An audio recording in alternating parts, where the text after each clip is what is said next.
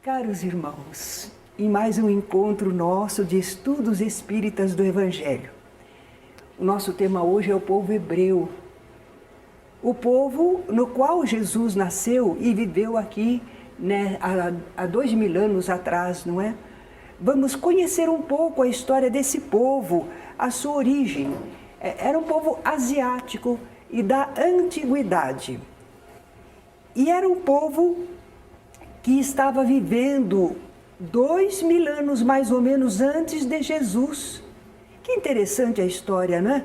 2000 anos antes de Jesus, 2000 anos até nós, não é? São períodos. E isso se passa na Mesopotâmia. Nós trouxemos um mapa para mostrar alguma coisa a vocês. Não está bem nítido, mas eu gostaria que alguém ligasse ali o aparelho ali na frente só para mostrar. Isso, aí. Vejam lá, é um chamado crescente fértil na Mesopotâmia. Mesopotâmia quer dizer entre dois rios. Era o rio Eufrates e o Tigres. Aquela linhazinha vermelha vai mostrar o caminho que o povo fez, este povo do qual estamos falando. Começa ali embaixo na cidadezinha de Ur. Ali é que começa. Uma cidade que a gente costuma dizer uma cidadezinha. Não, não era. Era um bom centro político, era um centro comercial. Era uma cidade de certa importância. E esse povo não tinha, por enquanto, uma fixação. Podemos dizer que eles eram pastores nômades. E a história toda começa com um patriarca deles. Ele não era patriarca ainda, ele vai se tornar patriarca, não é? A origem daquele povo, o ancestral daquele povo, muito famoso. Abraão, o nome dele era Abrão.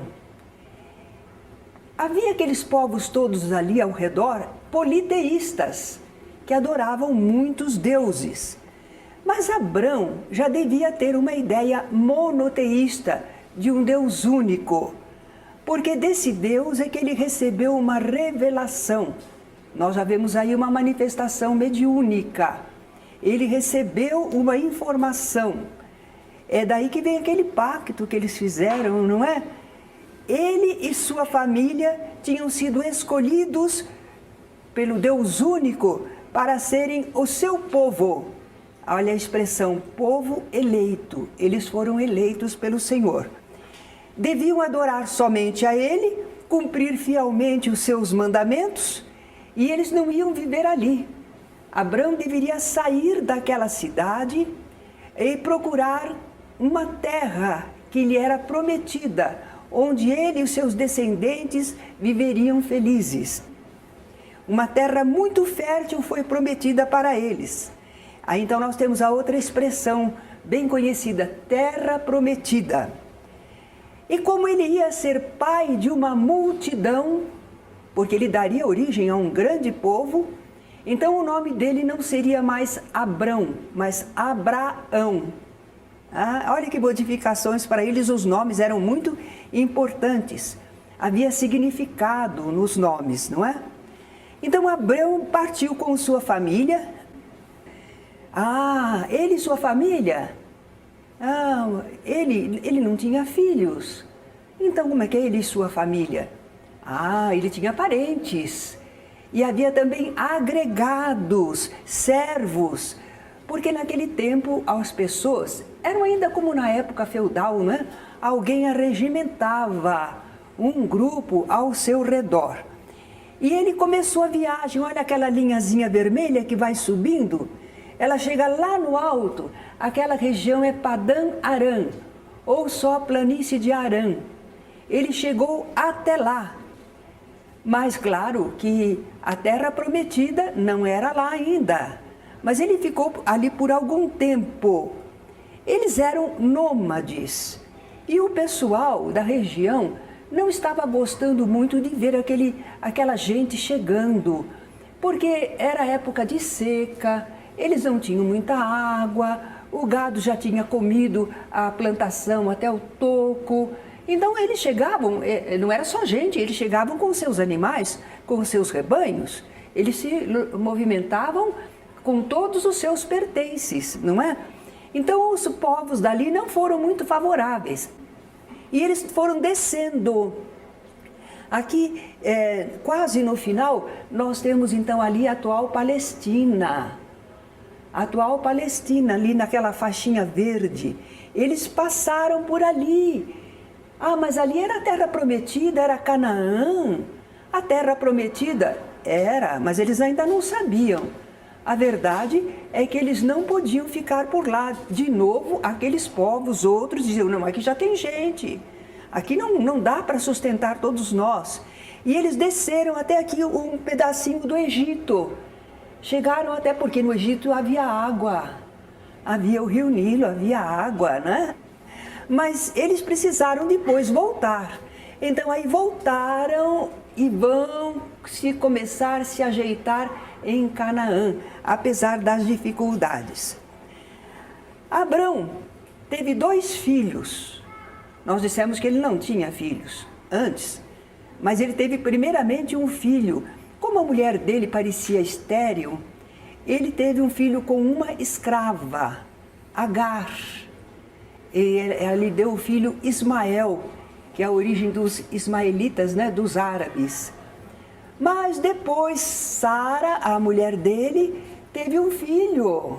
Aí ela ficou com ciúme daquela escrava e ela não queria que a escrava ficasse por ali. E naturalmente, então, quando nasceu Isaque, olha lá, Abraão, pai de Isaque, deixa o Ismael de lado, mas o Isaque é importante, não é? Isaque, por sua vez, quando ficou moço, casou, ele teve 2 filhos, Esaú e Jacó. Esaú era o mais velho. Eles eram gêmeos, como é que era mais velho? Era o que saiu primeiro do ventre. É questão de segundinhos, 1 minuto talvez, mas foi o primeiro. E para eles o primogênito, o primeiro que nascia, é que era o herdeiro de tudo. Os outros irmãos tinham alguma parte na herança, mas a maior parte era do primogênito. E ele que decidia, muitas vezes, se partilhava ou não já a herança, não é? Jacó, porém, era um homem corajoso, tinha lá suas qualidades, não é? E ele também era amparado pela mãe. A mãe gostava dele. A mãe gostava do Jacó e queria proteger o Jacó. O Jacó não é primogênito? Mas nós vamos fazer uma coisa, o pai já está idoso, não enxerga direito, não é? Então ele fica meio bêbado também. E o que nós vamos fazer? Você vai conseguir o direito de primogenitura, vamos enganar aí. Primeiramente vamos enganar o seu irmão, que chega do campo, cansado, faminto, e você tem aqui um prato de lentilhas.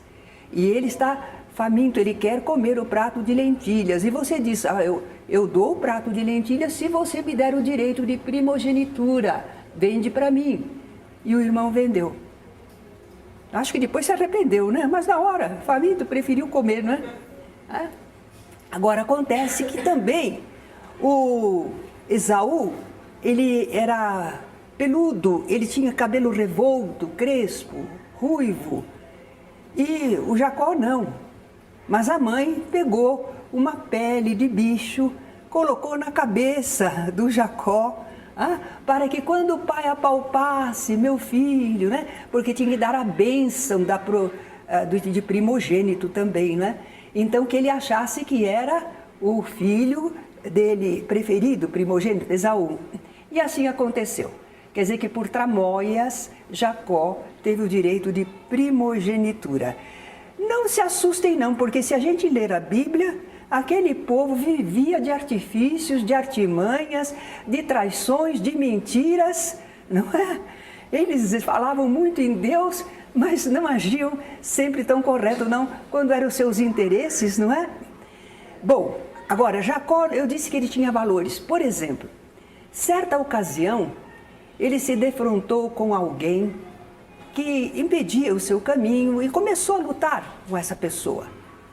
Mas aquela pessoa parecia que era forte também, não se dava por vencida, e ele também não. Ele foi lutando, lutando, isso é quando ia fazer a travessia do rio Jaboque, foi lá que aconteceu. E ele lutava, lutava, ele só se deu por vencido quando ele foi ferido na coxa. Aí ele ficou desconjuntado, não podia mais lutar. Quem lutava com ele era um anjo, era um mensageiro. Histórias fantásticas, não é? Era um mensageiro do Senhor. E esse mensageiro então deu um nome para ele. A qualidade dele, combativo, que luta até com o próprio Deus, com o mensageiro de Deus, não é?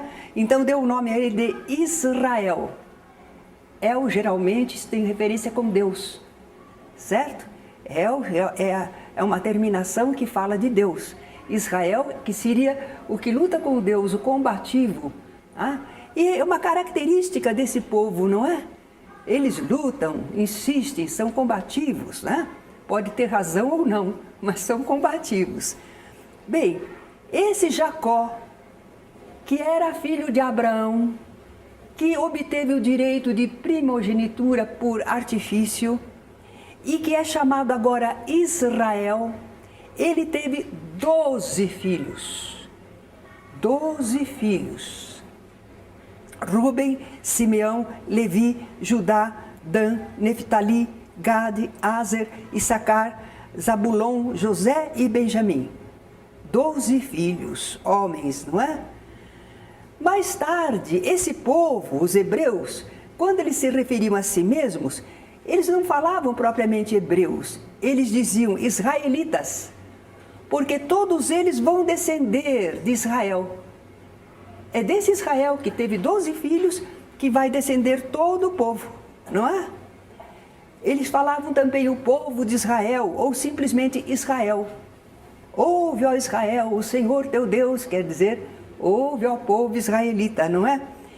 Quando eles falavam do Deus único, eles diziam o Deus de Abraão, olha lá o patriarca, o Deus de Isaac, filho dele, e o Deus de Jacó.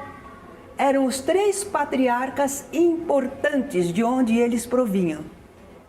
Muitas vezes vamos ler isso na Bíblia. O Deus de Abraão, o Deus de Isaac e o Deus de Jacó, né? Agora, entre os filhos de Jacó, tinha um que chamava José. Esse José vai ser importante. Esse José estava predestinado a grandes coisas. Ele é uma boa pessoa, mas os irmãos não gostavam dele. Achavam que ele queria aparecer mais, que ele queria ser mais importante. Não era, José era inteligente, era assistido espiritualmente, não é? Mas os irmãos tinham inveja dele. E o que fizeram? Eles iam matá-lo. Quando eles foram para o campo trabalhar, eles iam matá-lo. Mas depois resolveram vendê-lo para uns mercadores que iam passando, que iam lá para o Egito. E José foi vendido por seus irmãos para o Egito.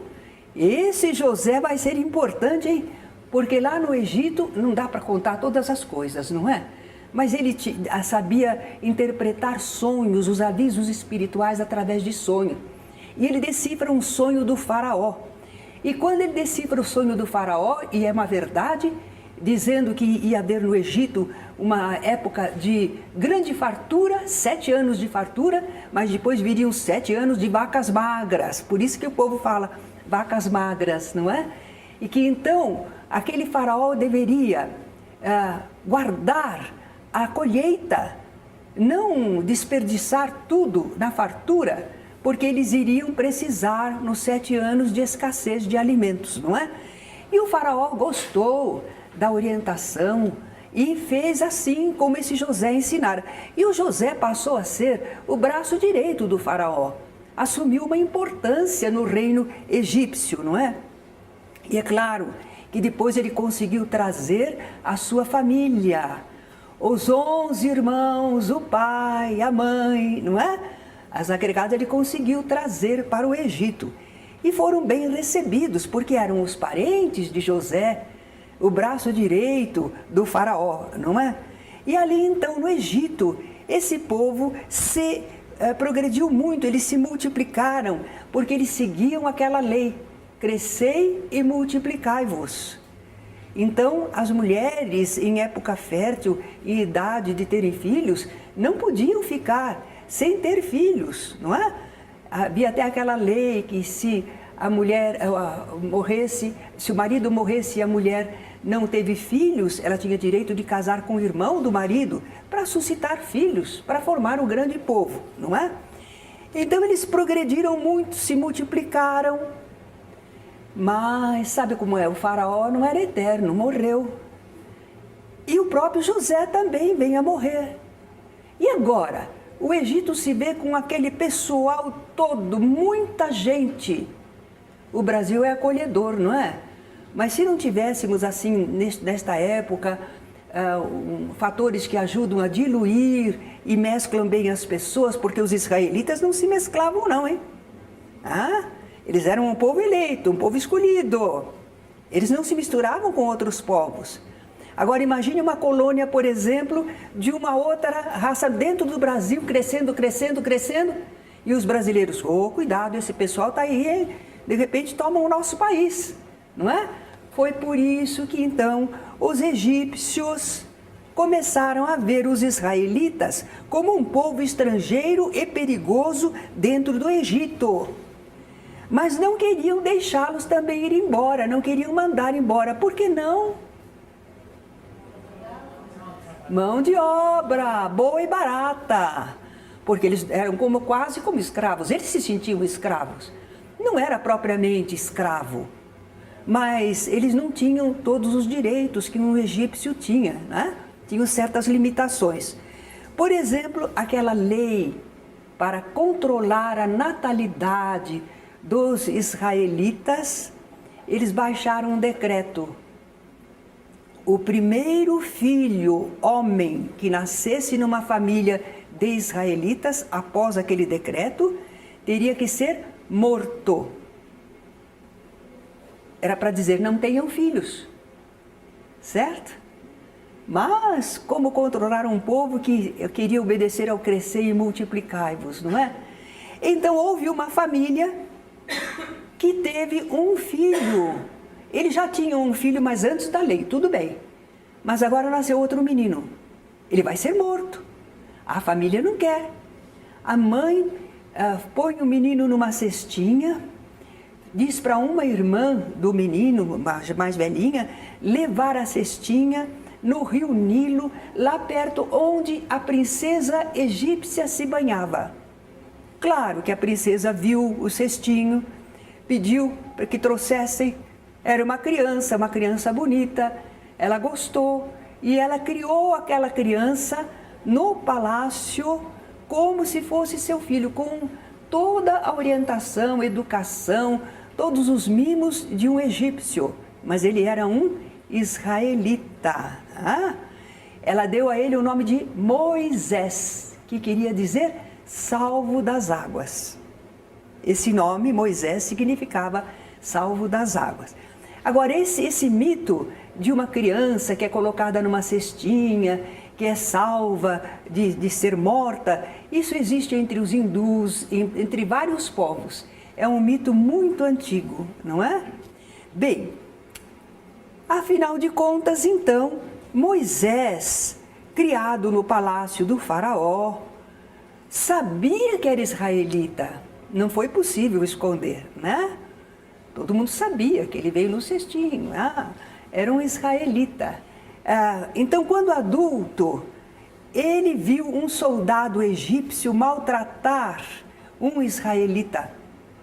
E ele ficou indignado e lutou com o soldado e acabou matando o soldado. Talvez ele não quisesse, mas na luta ele matou o soldado. Aí ele não podia ficar no Egito. Tudo bem que a princesa gostava dele, tudo bem que ele tinha sua posição, mas afinal de contas ele matou um soldado egípcio. Então ele teve que fugir, escapar para uma região mais deserta. Mas lá ele vai ter uma inspiração, um chamado divino, depois de alguns anos. E ele é chamado por Deus para libertar o povo de Israel. Tem até um canto do pessoal que faz gospel, né? Assim, Moisés, liberta o teu povo. Vem, Moisés, liberta o teu povo. Não é? Foi o que ele recebeu, a ordem que ele recebeu de Deus. E realmente ele volta para o Egito e com manifestações espirituais, alguns acham que parte também mágica, não é? Ele consegue fazer que o povo saia daquela escravidão do Egito. É aí que nós temos aquelas 10 pragas do Egito, lembram? A última é terrível, mata todos os primogênitos dos egípcios, até dos animais. Deus não faria uma coisa dessa, né? Mas eles contam a história, quem está contando a história são eles contam do jeito deles, não é? Poderia ser até uma grande conspiração. Mas a verdade é que o faraó, que não cedia diante das pragas, parecia ceder, mas voltava atrás, diante dessa última praga, ele entregou os pontos, né? Então eles estavam prontinhos já para a viagem, porque a instrução espiritual dizia para eles estarem prontinhos para a viagem. Já ter comido alguma coisa, estar calçados, cajado na mão, roupa de viagem. Então, quando veio a permissão do faraó, eles saíram rapidamente, porque o faraó podia voltar atrás, não é? E assim eles conseguiram sair a travessia do Mar Vermelho, que o cinema mostra como aquelas colunas enormes de água. Outros dizem que não, a região em que eles atravessaram era o Mar dos Sargassos, era do Mar Vermelho, mas era uma região alagadiça. E pode ter a maré, não é? Então, com a maré baixa, deu para eles passarem, não é? Não tem toda aquela dramaticidade que a gente vê nos filmes que falam a respeito, não. Mas terminavam assim 450 anos dos israelitas no Egito. Muitos desses anos tinham parecido para eles um cativeiro. Quando saiu do Egito, Moisés não pôde logo parar em Canaã, tomar posse dela. Aquele povo, aquele aglomerado de gente, veja, foram 450 anos. Eles estão vivendo num país estrangeiro, que eram politeístas. Sabe como é? O povo fica amolentado, pega costumes errados. Então não era aquele povo que precisava ser. Então Moisés fica peregrinando com esse povo pelo deserto, pelas regiões, durante 40 anos. Durante esses 40 anos, ele está fazendo o povo voltar nos costumes, no conhecimento da lei que é chamada Lei de Moisés, as leis divinas, não é? Ele está fazendo aquelas determinações, aquelas instruções, e aquele povo então está começando a se sentir como um verdadeiro povo, não é? Lá no Monte Sinai ele recebe o Decálogo, os 10 mandamentos, e finalmente ele conduz o seu povo até as portas de Canaã. Tem até uma lenda rabínica que diz que ele não pôde entrar, e quando estava prestes a entrar, o Senhor falou para ele: não podes entrar. Ele disse: ué, se eu não posso entrar como comandante, deixa eu entrar como um simples soldado. Não, não podes. Se eu não posso entrar como um soldado, um vivo, deixa eu entrar morto, que meu corpo repouse na terra santa. Não, não podes. Por quê? Porque duvidaste da criatura humana, que eles pudessem me entender e me seguir. E aí Moisés começou a apontar as falhas das criaturas, né? Os homens são sanguinolentos, são perdulários, são egoístas, são assassinos, são isto, são aquilo. Ele disse: mas você também é um homem. E se você entendeu a minha lei, por que você acha que eles não entenderiam também? Aí Moisés se resignou a morrer sem entrar em Canaã, porque ele tinha realmente cometido uma falha. É uma lenda dos rabinos, certo? Isso não está na Bíblia, não. Bem, e aí então, quando ele chegou às portas de Canaã e morreu, alguém o substituiu, Josué. Josué era como o primeiro-ministro de Moisés. E ele ainda teve que fazer grandes batalhas com o povo da região. E aí conquistou Canaã e dividiu as suas terras pelas 12 tribos. Pelas 12 tribos. Josué não teve sucessor. Um grande chefe, um grande líder, mas quando ele morreu, não tinha sucessor. Como é que ficou? Cada tribo era independente. Não havia uma capital, não havia governo fixo, não havia unidade de ação.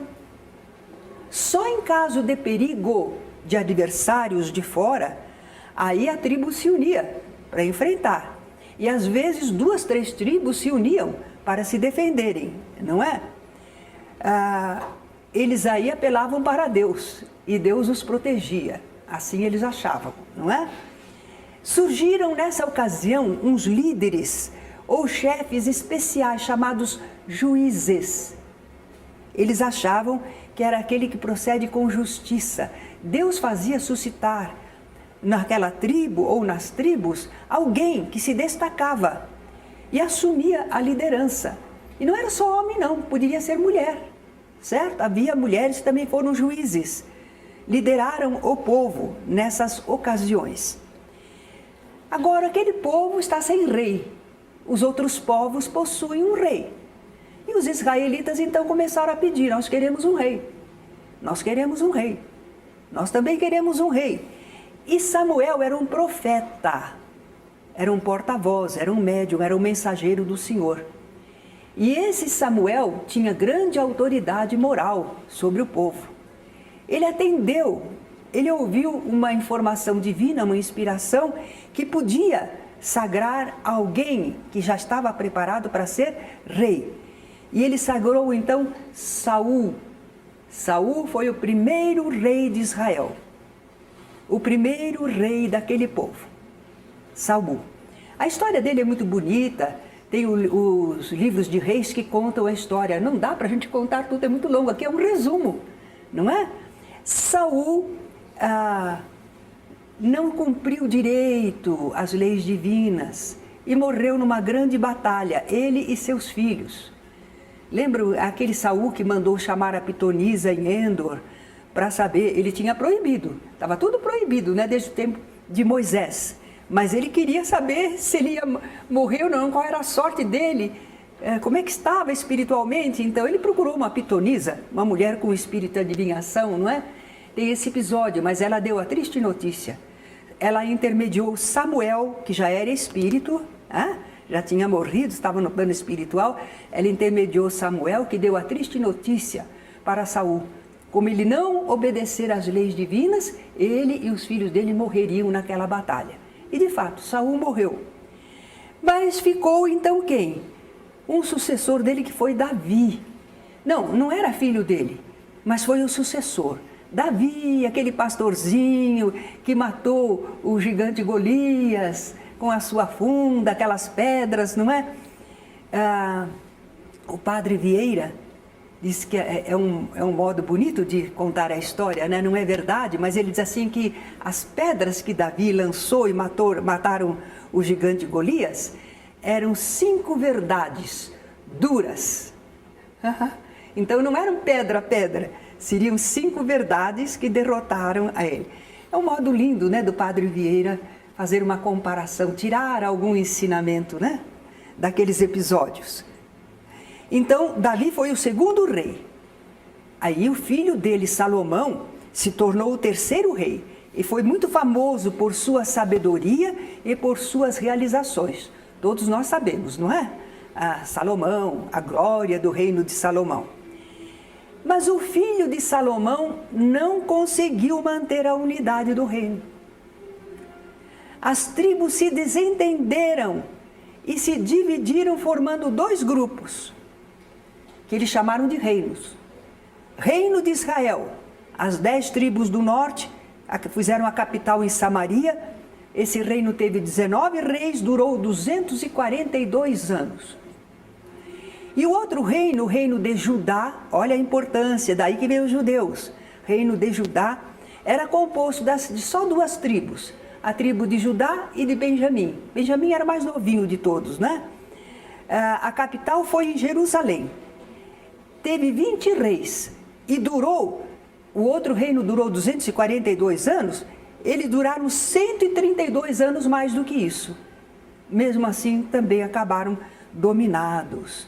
Mas eles foram, daí que vem os judeus, dessa tribo, né, Judá, é que vem os judeus. Eles mais se destacaram entre os israelitas e ainda existem os seus descendentes até hoje. Vai mais um pedacinho, depois nós fazemos um ligeiro intervalo. Esse povo hebreu foi sendo subjugado sucessivamente pelos assírios, pelos babilônios. Eles não eram um povo guerreiro, eles não tinham exército, eles não tinham poder, mas outros povos tinham e eram conquistadores. Então, de vez em quando, eles ficavam dominados por algum desses reinos, não é? Assírios, babilônios. Muitos judeus foram levados cativos para a Babilônia. Mas o imperador Ciro dos persas, que quando tomou o poder depois, permitiu que aqueles judeus que tinham ido cativos para a Babilônia, que eles voltassem para a sua terra. Foi bondoso, não é? Pode voltar, pode voltar. Então eles voltaram, restabeleceram o culto a Jeová, procuraram reconstruir o templo que tinha sido todo desorganizado, mas não adiantou muito tempo, porque aí vieram Alexandre o Grande, os macedônios, o Império Grego, né? Pronto, já ficaram de novo dominados. Mas Alexandre morreu mocinho, era um grande conquistador, mas morreu mocinho. Aí então o reino dele foi dividido e a Palestina, aquele pedaço de terra, coube em partilha para Antíoco, o sírio, ficou sob domínio da Síria. Mas não adiantou muito tempo, porque aí vieram os romanos. As águias romanas, que tomavam conta do mundo todo, tomaram conta dali também. Então, aconteceu o domínio romano cerca de 60 anos antes de Cristo. Dá para fazer aí uma pequena respiração, uma pequena pausa, não é? É só um resumo, nós estamos mostrando a trajetória desse povo, não é? Porque eles vão ser, ao tempo de Jesus, eles vão ser dispersos. Foi nessa época que eles foram dispersos lá da Palestina, de Jerusalém. E eles dizem que aquela terra é deles. Espera lá, tem muito tempo que os outros já estão lá. Já existia gente de lá, que eles dominaram.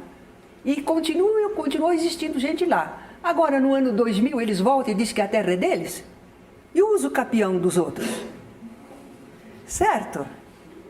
Mas para eles a terra é deles, certo? Bem, então no ano 70 depois de Cristo, Jesus já tinha desencarnado, já tinha partido de volta para o plano espiritual.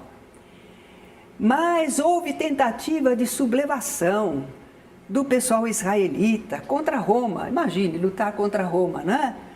Então, sob a direção de Vespasiano e de Tito, que era somente um general nessa época, depois foi imperador, eles sitiaram e conquistaram Jerusalém, destruíram o templo. Foi aí que destruíram, incendiaram a cidade, não é? Ainda eles voltaram a ser independentes com uma revolta chefiada por Bar Coqueba, no ano 132 a 135 depois de Cristo. Mas não adiantou, os romanos estavam lá ainda, os romanos dominaram. E aí o imperador Adriano proibiu os judeus de voltarem para a cidade. Não podiam voltar para Jerusalém, né? Ele fez ali uma colônia romana com o nome de Aélia Capitolina. E aí os judeus foram dispersos, é o que a gente chama de diáspora. Não foi só aí que houve diáspora. A diáspora já existia. O que era diáspora? Eram os judeus que viviam fora de Canaã. É aqueles que estavam fora da pátria. Mas eles continuavam sendo judeus israelitas, não é? Mas havia entre eles, por exemplo, sabe como é? Sai do país, convive com outros povos. Havia uns que eram judeus helenistas. Por quê? Porque é de grego, não é? Porque eles gostavam, falavam a língua grega e gostavam das ideias universalistas dos gregos. Então eram chamados de helenistas, mas eles eram judeus. Outros eram chamados de judaizantes, porque eles eram judeus e gostavam do judaísmo, nada de mudar. Mas eles estavam vivendo fora do país. Eles estavam vivendo lá fora, já existia. Mas quando os romanos disseram não pode voltar mais aqui, Então, aqueles judeus tiveram que ir para a diáspora, tiveram que sair pelo mundo. Eles só voltaram agora. Antes de Cristo já estava, não é? Os romanos já estavam dominando. Agora, os romanos eram inteligentes, porque eles tinham um império muito grande. Eles dominavam, cobravam impostos, mas eles deixavam o povo continuar até certo ponto com a sua vida, com as suas instituições, com a sua religião. Eles não impunham a religião romana, os seus deuses. Interessante, não é? Eram espertos, porque senão era guerra que não acabava mais. Eles dominavam militarmente, usavam politicamente dinheiro, recursos, mas eles não se incomodavam que o povo vivesse como eles eram. Desde que não ferissem os interesses e o poder de Roma. Muito bom. Só que, por via das dúvidas, eles nomeavam, precisavam o imperador nomear, o imperador romano nomear rei, etinarcas, tetrarcas. Quer dizer, os territórios ficavam sob um responsável, que era daquele povo, mas estava autorizado pelo imperador. Sob as vistas do imperador, né? Controlados. Então, no ano 43 a.C., os romanos nomearam um rei para a Palestina. Esse rei se chamava Herodes. Herodes, o Grande, porque ele teve depois filhos com o nome de Herodes, mas ele foi o Grande, não é? Quando Jesus nasceu, quem é que reinava na Palestina? Herodes, com a permissão de Roma. Mas ele morreu poucos anos depois, lembram? Porque ele perseguiu Jesus, menino, né? Queria matar. Mas daí uns aninhos ele morreu, aí José em sonho foi avisado, pode voltar, que já morreu o perseguidor. E o reino dele foi dividido entre seus 3 filhos. Arquelau ficou com a Judéia, Samaria e Idumeia. Herodes Antipas, Galileia e Pérea. E esse Herodes Antipas foi que mandou degolar João Batista. Tá vendo? Galileia e Pérea. Como João Batista estava lá na Galileia e Pérea, ele mandava na região, né? Filipe, outro filho de Herodes, já tinha outras regiões, além de Jordão, Bataneia, Auranites, enfim, regiões lá ficavam. O reino dele foi dividido entre os 3 filhos. Agora vamos ver, sem ser rei, porque essa história desses reis, todos, elas não foram duradouras. Mas o povo tinha um comando. Não é época dos juízes, não é época das tribos, nós estamos numa outra época bem mais avançada. Como é que eles seguiam? Quem é que manda? Quem é que manda no povo israelita? O sumo sacerdote. Por que ele manda? Os israelitas achavam que tudo vinha de Deus. As leis são de Deus, é o que Deus manda. Então, quem é que tem o poder? Quem é que fala em nome de Deus? O sumo sacerdote. Então, é ele que manda. O poder maior é dele, não é? Mas tinha também um sinédrio, ou sanedrim, sinédrio. O que era isso, sinédrio, não é? Era uma assembleia constituída de 71 membros, altos dignatários do judaísmo. Sempre era presidida pelo sumo sacerdote que estava em função. Tinha sede, mas depois dele era o Sanedrim, era o Sinédrio que mandava, não é? Muito bom. Interessante para a gente ver quem que podia ser sacerdote. Lá no tempo de Moisés, o irmão dele, Arão, foi escolhido, a tribo dele era a tribo de Levi, um dos filhos, né? de Jacó, Levi. Então, a tribo dele que foi escolhida para ser os que trabalhavam com as coisas da religião. Essa tribo ficou, os seus descendentes. Se fosse da família de Arão, não só da tribo de Levi, mas também da família de Arão, do irmão de Moisés, então Moisés era levita, era da tribo de Levi, não é? Já deciframos o o mistério. Então, se fosse da tribo de Levi, podia trabalhar nas coisas religiosas. Tinha sua oportunidade. Agora, se fosse da família de Arão, podia ser sacerdote. Com toda a carreira que chegasse a talvez a sumo sacerdote, não é? E os outros que não eram da família de Arão, mas eram da tribo de Levi? Eles eram funcionários das coisas religiosas. Eles faziam a escrituração no templo, eles controlavam os visitantes do templo, enfim, eles tinham faziam cânticos, eram músicos, eles tinham tarefas ligadas ao templo, à religião, mas não eram sacerdotes, porque eles não eram da família de Arão, embora fossem da tribo de Levi. Tá claro até aí? Bem, então o Sinédrio, ele dividia-se em 3 grupos. Grupos de mais ou menos o mesmo número de pessoas. Príncipes dos sacerdotes. Príncipes, os principais dos sacerdotes.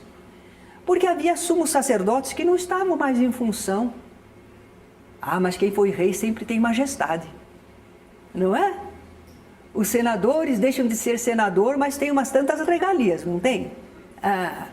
Então, os sumos sacerdotes, que não eram mais o que estava em exercício, mas ele tinha o seu status, não é? Chefes de famílias sacerdotais, então eram chamados os príncipes dos sacerdotes, ou principais dos sacerdotes. Havia também os anciãos do povo. Anciãos do povo? Eram leigos, aí não eram sacerdotes, eram leigos, mas pertenciam a famílias aristocráticas e importantes. Então eles também faziam parte do poder, lá do Sinedrim. Escribas ou doutores da lei. Eram judeus, estudiosos, intérpretes da lei, dos profetas, das tradições. Eles atuavam mais nas sinagogas, mas o povo gostava muito deles, considerava muito eles, né? E nas outras cidades e nas aldeias, havia tribunais menores, constituídos por juízes escolhidos entre os anciãos. Os anciãos eram aqueles tais leigos, pertencentes a famílias aristocráticas e importantes, não é? Então, quer dizer, onde te precisasse fazer um pequeno julgamento, a decisão em relação à cidade, aquela localidade, tinha aquele pequeno juízo. Mas os casos maiores era para o Sinédrio, certo? Bom, interessante, aqui a gente começa já a verificar, nós vamos ter daqui a pouco uma explicação melhor de partidos e seitas. Mas convém a gente saber que os príncipes dos sacerdotes, esses principais dos sacerdotes, adotavam princípios saduceus. Os saduceus não acreditavam em reencarnação, em imortalidade. Eles achavam que só valia a lei de Moisés, nada de outras obras, outras interpretações, não é? Saduceus. Mas os escribas, ou doutores da lei, eles eram mais fariseus. Eles já achavam que tinha muita coisa que podia ser adotada e precisava interpretar. Então eles estudavam, interpretavam. E os saduceus não gostavam deles, não. Não gostavam, não, nada, só o Torá, só as 5 obras, só o Pentateuco de Moisés. E eles não, eles achavam, não, mas tem um livro tal, tem um livro tal, tem um livro tal, certo? Então, eles tinham tendências diferentes. No livro vocês vão ver também, nesse capítulo, as penalidades que havia, porque nós estamos falando de governo, né? Que penalidades que eles tinham? Não tinha cadeira elétrica, não. Nem existia eletricidade naquela época, né? De conhecimento humano. Mas eles usavam a pena de talião. Quem foi talião? Uma ocasião eu andei procurando, até que me explicaram. Não é ninguém. Chama-se pena de talião, aquela pena que é assim, para determinado crime, uma penalidade igual a ele. Tal crime, tal penalidade. É a pena de talião, certo? retaliação, certo? Então não tem nenhum homem chamado talião, não adianta procurar, certo? Eles aplicavam a pena de talião, olho por olho, dente por dente. Foi essa lei que Moisés colocou lá nos seus livros. Multa em dinheiro, conforme lá o prejuízo que eles causassem para a comunidade, tinha que pagar a multa em dinheiro. Prisão, se ficasse devendo ia para a prisão, não é? Oferta de sacrifício expiatório, conforme o crime, o problema que eles achavam, se ele fizesse um sacrifício lá no templo, ele ficava limpo diante de Deus, certo? Flagelação. O apóstolo Paulo foi flagelado, né? Os apóstolos, alguns deles foram, né? A lei judaica permitia só 40 açoites. Só, hein? 40, hein? Mas com medo de ultrapassar e ser ilegal, eles se aplicavam 39. Por via das dúvidas, eles não passavam do limite, não é? Agora, os romanos açoitavam e não tinha limite. Excomunhão. Excomunhão, olha lá, o sacerdote que quis excomungar, né, nos dias de hoje. De onde que eles tiraram excomunhão? A pessoa era excluída da comunidade judaica, conforme o que eles achavam que era crime perante Deus, descumprimento das leis, blasfêmia, isso, aquilo, outro. Então a pessoa não podia mais frequentar as sinagogas nem o templo.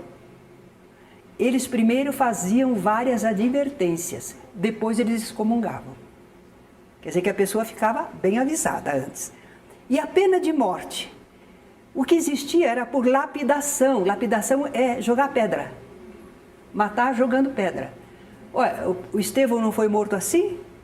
Aquela mulher adúltera, o pessoal não queria jogar pedra nela? Lapidar? Então era uma pena deles, apedrejamento. Agora, os romanos reservavam para eles o direito de aplicação da pena de morte.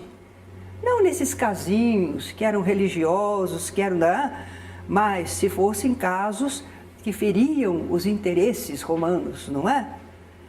O Sinédrio condenou Jesus à pena de morte. Queria matar Jesus. Mas o procurador romano Pilatos é que podia mandar executar. E ele usou a crucificação. Porque ali no caso acusavam Jesus de atentar contra Roma. Era crime político, certo? Não era crime particular entre eles. Bem, quanto assunto para essa aula, né? Mas sabe, às vezes a gente diz assim, olha, se você vai aprender a jogar pife-pafe, você não tem que aprender os naipes, o que valem, quantas cartas tem, como é que faz a batida, não tem. E não é demorado para aprender? Cabuloso, mas o pessoal aprende com interesse, hein? Porque quer jogar, não é? Então nós estamos armando o jogo.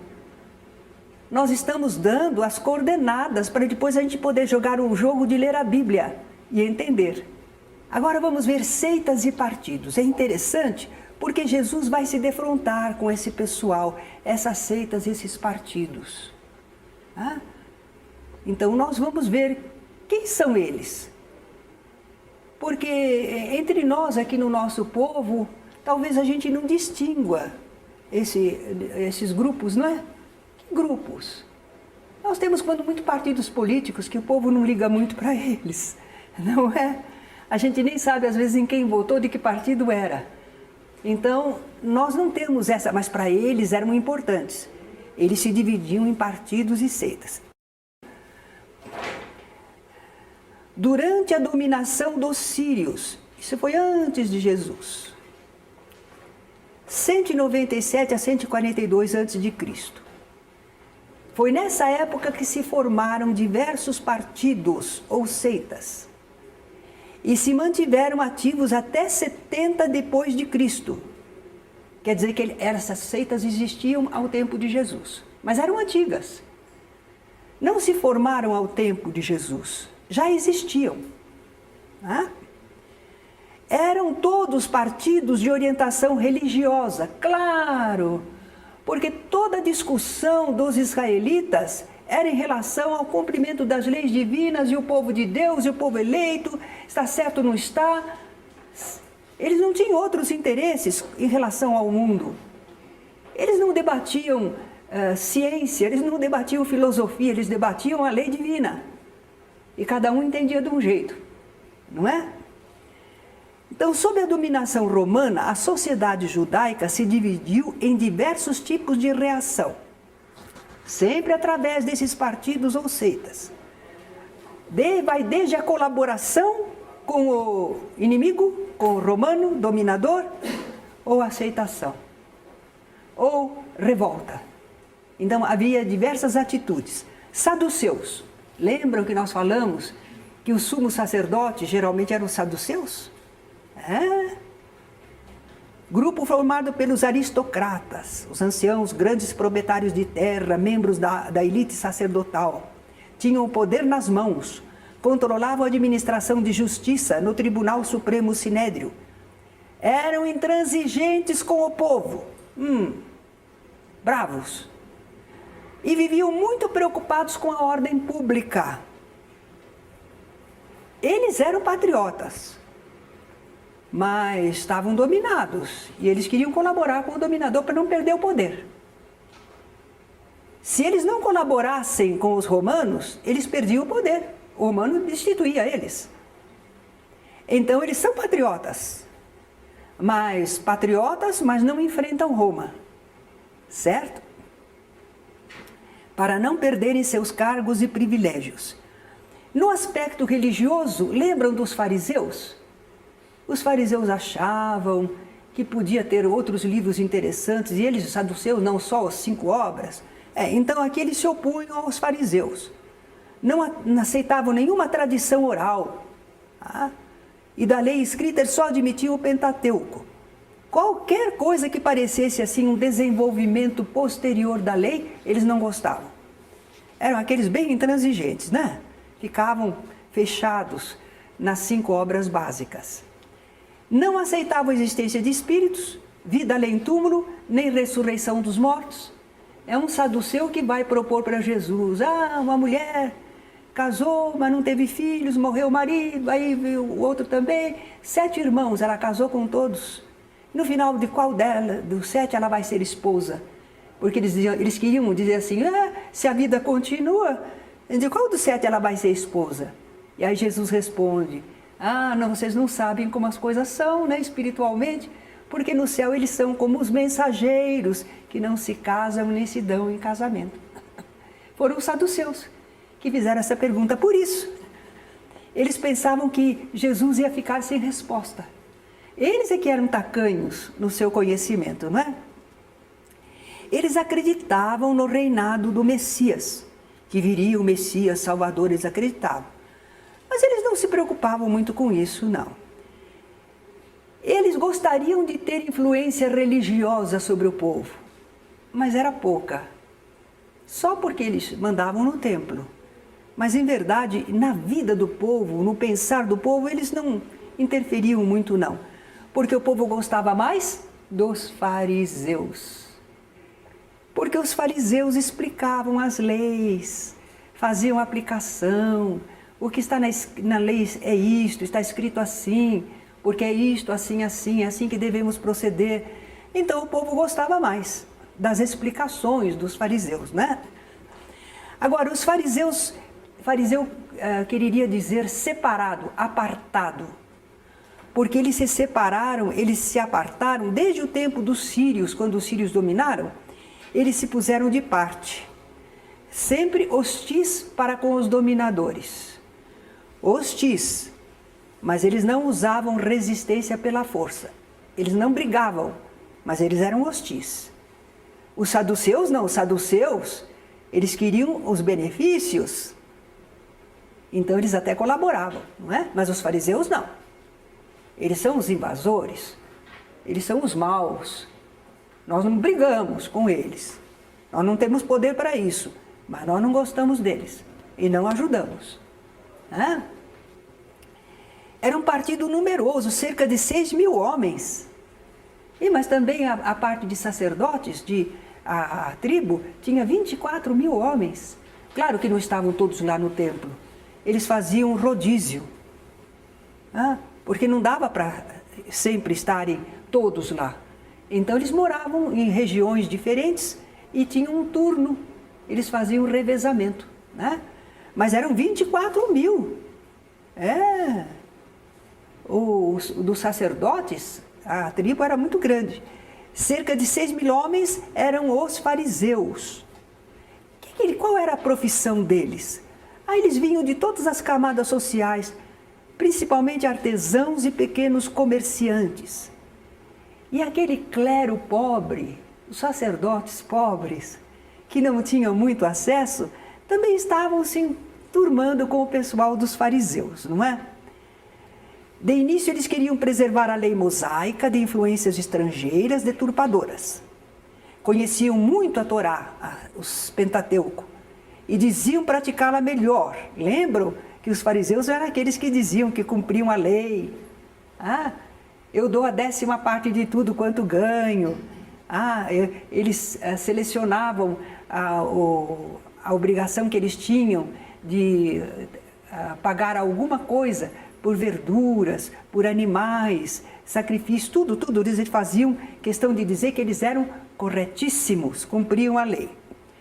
Interessante que, como eles acreditavam não só na Torá, mas naqueles livros que às vezes eram mediúnicos, não é, dos profetas, a doutrina deles seria um pouco próxima de Jesus. Era fundamentada em Moisés e nos profetas, mas acontece que eles falavam, mas não faziam. Aí Jesus chamou eles de hipócritas, não é? Não seriam todos hipócritas. Havia fariseus, doutores da lei muito corretos. Paulo teve um mestre, não é? Que foi Gamaliel, era ótima pessoa. Mas a maioria era assim mesmo, né? Eles tinham ares graves, faziam incessantes orações. Lembram que Jesus fala que eles ficavam nas esquinas orando? Então pareciam pessoas dignas. A seita dos fariseus parecia importante, digna. Isso é gente boa. Para o povo repercutia assim, né? Mas eles ficavam apegados demais à letra e faziam interpretações fantasistas, arbitrárias, não é? E se deixavam particularmente dominar por vícios, atitudes más. Então o povo admirava eles, procurava seguir o que eles falavam, mas Jesus chamou de hipócritas. Só que Jesus disse, não é? Fazei o que eles dizem, mas não o que eles fazem. Porque saber eles sabiam, só não agiam de acordo. Falta falar, estamos acabando, tem pouca coisa para a gente entender um pouco esse jogo. Zelotes. Dizem que um dos apóstolos de Jesus era também zelote, né? Era dessa seita. Zelote. Esses eram fariseus também, mas eles partiam para a luta armada. Esses não ficavam só, não gosto. Eles iam para a luta armada. Se havia traidores da causa judaica, eles matavam. Então eles eram vistos como assidim, assassinos, sicários. As autoridades, porque tinha o sinédrio, né, os saduceus. Os zelotes são ligados aos fariseus e são agressivos. Isso não me interessa para os saduceus, porque eles querem estar bem com o dominador, eles não querem perder seus benefícios, suas situações. Então eles perseguiam os zelotes, eles perseguiam, e o poder romano também, eram perseguidos. Quem eram esses zelotes? Geralmente eram pequenos camponeses, vinham lá da Galileia, das camadas mais pobres da sociedade. Eles sofriam com um sistema fiscal impiedoso. De um lado os romanos, do outro lado o templo. Era terrível, não dava para viver pagando tanto imposto, não é? Eles queriam expulsar os romanos, formar um estado teocrático governado por um descendente de Davi. Por que Davi? Porque era da casa de Davi que viria o Messias. Então eles achavam que Davi, que tinha sido rei, e que era da casa dele, daquela tribo que vinha o Messias, então o governante tinha que ser da casa de Davi, não é? Então, eles fizeram muitas revoltas armadas, todas elas eles perdiam, não conseguiam vencer. E aí nós temos os essênios, os essênios, né? Era uma associação religiosa, uma verdadeira ordem com os superiores, noviciado, votos. Eles evitavam o convívio com as mulheres, mas isso era um convívio comum, porque eles tinham época em que eles aceitavam as mulheres para gerarem filhos e educavam as crianças, mas eles não tinham mulheres no seu grupo, não, né? Os essênios não tinham. Eles buscavam Deus por meio da lei de Moisés, tinham comunhão de bens entre todos, queriam praticar as virtudes, verdade, humildade, justiça, caridade, faziam muitas orações, leitura e comentários das escrituras da época, né? Eram mais rigorosos que os fariseus, porque eles observavam o sábado integralmente e multiplicavam as abluções, lavar o rosto, lavar os pés, não é? É interessante que o pessoal acha que Jesus teria vivido entre os essênios, porque havia tanta semelhança de pregação e de atitudes, não é? Só que Jesus não era um misógino, não era contra as mulheres. Não havia programa de casamento para ele, que ele sabia que em breve estaria de partida, não é? Mas Jesus não tinha aquelas atitudes de separação, de viver isolados, formar uma comunidade, não é? Eles tinham ideias boas e até fizeram uma comunidade que foi muito respeitada. E aqueles documentos lá do Mar Morto têm trechos que se referem a essa comunidade, não é? Então está comprovado realmente. Mas eles não praticavam nenhum sacrifício de animais e eles achavam que nada mais era preciso que a religião interior. Jesus também, né? O que importa é adorar a Deus em espírito e em verdade. Eles achavam também que a alma já existia antes do corpo. Eles não falavam encarnava, que não tinha essa palavra, né? Mas eles diziam que provisoriamente a alma se recolhia a um corpo e depois ela regressava ao seu estado anterior. Ela já existia antes do corpo. Interessante, não é? E ainda temos os nazirs ou nazirenos. Não confundir com o nazareno. Nazareno é da cidade de Nazaré. Esses aqui, nazirenos, é uma seita. Eram judeus, não tão austeros como os essênios, continuavam a viver em sociedade, mas de momento ou em caráter definitivo, eles também faziam votos como os essênios. Lembram de Sansão, que tinha os cabelos compridos? Sansão era de uma dessas, antigamente ele tinha este voto de não cortar os cabelos, não é? Então às vezes eles faziam votos assim, de não cortar cabelo, de não beber vinho, de não se aproximar de mulheres. Só que esses votos deles não eram para a vida inteira, era uma temporada, era como um exercício de devoção a Deus, não é? De purificação. Então tinha esses nazirs ou nazirenos. E finalmente os herodianos. Às vezes a gente lê lá, herodianos, a gente fica pensando, que são o quê? Eram pessoas ligadas à corte de Herodes. Inclusive, eles tinham alguns soldados. Os soldados herodianos. Não eram soldados de Roma.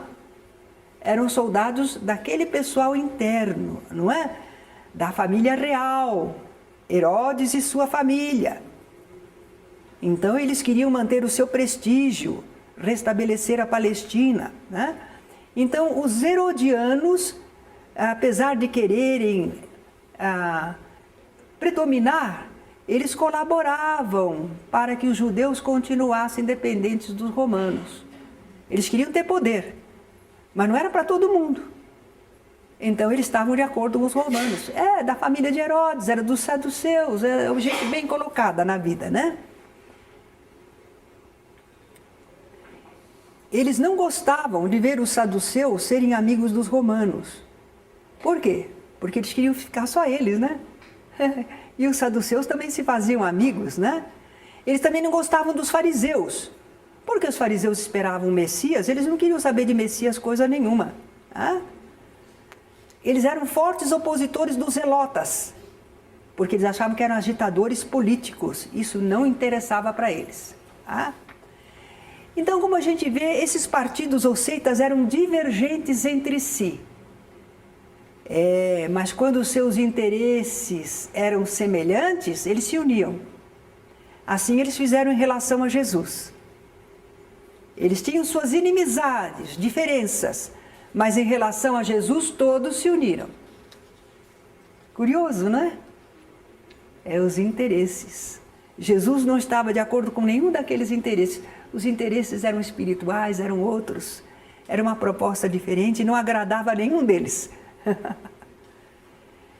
Eis aí que nós tivemos um resumo do povo hebreu. Parece uma confusão, né? Saco de gato. Mas com calma a gente vai... Por exemplo, quando surgir uma passagem lá adiante, que fala dos saduceus, dos fariseus, vocês voltam nessa lição e dão uma lidinha de novo. Certo? Tira a dúvida. Como está falando dos saduceus? Quem eram mesmo? Volta lá. Ah, está falando dos fariseus. Quem eram os fariseus? Volta lá. Aí depois que a gente faz isso 2, 3, 4 vezes, a gente já fica por dentro. A memória já guarda. Quando a gente lê outras passagens, a gente já está entendendo. Então essa aula é meio difícil, não é? É muito cheia de conhecimentos. Mas é valiosa para a gente entender onde Jesus estava vivendo e respondendo perguntas e recebendo tentativas e armadilha para errar, para ele ficar contra os romanos, para ele surgir contra a lei de Moisés, e Jesus com aquela sabedoria no meio de tudo.